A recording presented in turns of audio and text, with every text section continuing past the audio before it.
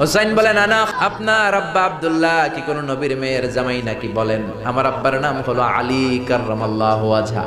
আমার আব্বা হলো শেরে খোদা। দুনিয়ার সব কাফির মুশরিকদের জন্য আল্লাহ আমার আব্বারে বাগ বানিয়ে পাঠিয়েছে। বিষ্ণু বললেন, তাই তো। আবার হোসেন প্রশ্ন করলেন, নানা বলেন তো আপনার আম্মার নাম কি? বিষ্ণু বললেন, আমার মায়ের নাম আমিনা। হোসেন বলল, নানাজি, জান্নাতে সর্বপ্রথম যেই মহিলাটা ঢুকবেন ওই মহিলাটা হলো আমার আম্মা জান ফাতিমা। বিশ্বনবী কোনো কথা বলেন না। হোসেন আবার প্রশ্ন করলেন, নানা বলেন তো আপনার নানার নাম কি? বিশ্বনবী বললেন, আমার নানার নাম হলো ওয়াহাব ইবনে আব্দে মানাফ। হোসেন বলে, নানা আপনার নানা ওয়াহাব রে কে চিনে? আর আমার নানারে চিনে না এমন কোন মানুষ পৃথিবীতে নাই। এই হলো আমার নানা। এবার বলেন কে দামি? বিশ্বনবী আর ধৈর্য ধারণ করতে পারেন না, ধা ধা করে চোখের পানিগুলো ছেড়ে হোসেনকে বুকের মধ্যে জড়িয়ে ধরেন আর বলেন, হোসেন তুমি ঠিকই বলেছো, আসলে আমি নবীর চাইতে তোমার দাম আল্লাহর